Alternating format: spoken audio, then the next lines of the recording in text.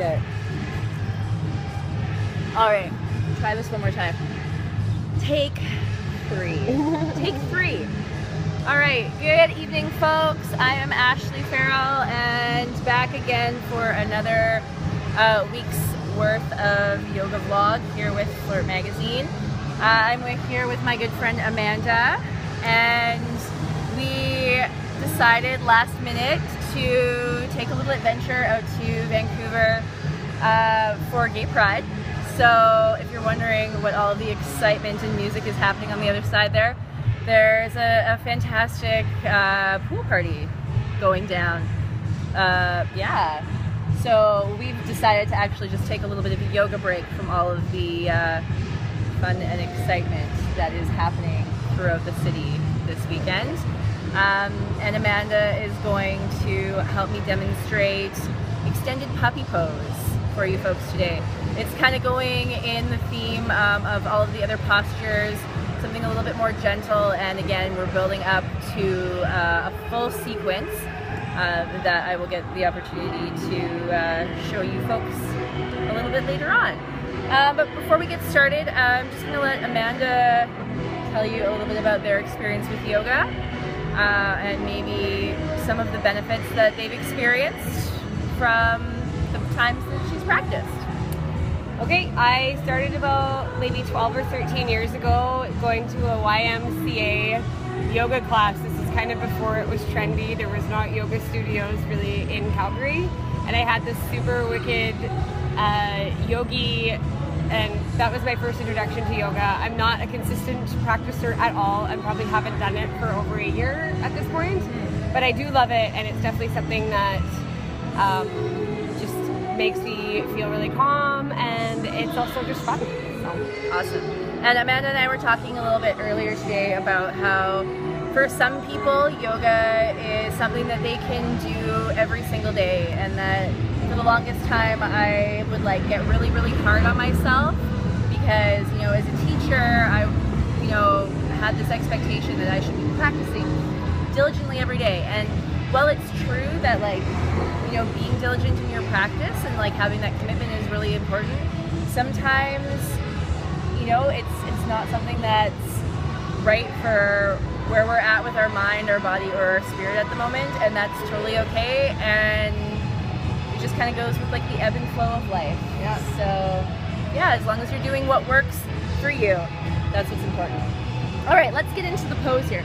So Amanda, I'm gonna get you to get on all fours, so tabletop position. So in tabletop, Amanda has got, and Amanda, it's okay if I give you physical adjustments? Absolutely. Awesome. Consent in yoga every single time. So here in tabletop, Amanda's got her hips stacked over her knees, just like in last week's pose. And just like last week, if you feel like you've got a knee injury, or that being in tabletop is something that aggravates your knee problems, just fold up the mat or a blanket or towel and just slide it underneath the knees. Okay, Amanda, I'm gonna get you to bring your hands a little bit wider than shoulder width apart here. Spread those fingers nice and wide. On an inhale, I want you to get long through the spine, extend through the crown of the head, and as you exhale, keeping arms wide, start to walk them out to the front of the mat. Awesome. Keep the hips stacked right over the knees. Perfect. And then every time you exhale, walk those arms out a little bit farther towards the front of the mat, and see if you can draw the shoulder blades together on the back of the rib cage. Good. You can let the heart soften and then let the head drop slightly so that the ears are in between the biceps. Good. Now I'm going to get you here to see if you can internally rotate your biceps slightly.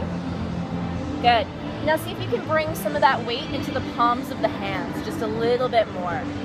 Good. Nice. Inhale nice and deep here, and as you exhale, draw those shoulder blades together on the back more and more. Good. Nice deep inhale, and exhale, soften through that back and spine. Get that hat out of the way. Good. So this is a really great posture if you do need to like relieve a little bit of stress. You know, if you've been out and active in social settings all day long, or you're at work, I like to come into this pose and practice some really nice deep soft breathing exercises. But as you can see, this is also a really great posture for opening up the shoulders.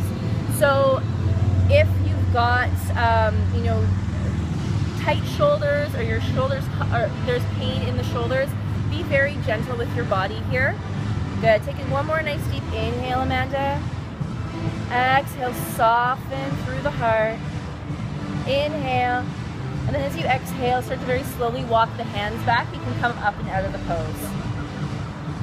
Perfect. Good. Nice. You can come sit back on your heels. Good. So this is, some people would say, a variation of downward facing dog. So if being up in the full expression of down dog is really hard on the arms or the wrists, puppy is a nice alternative to that.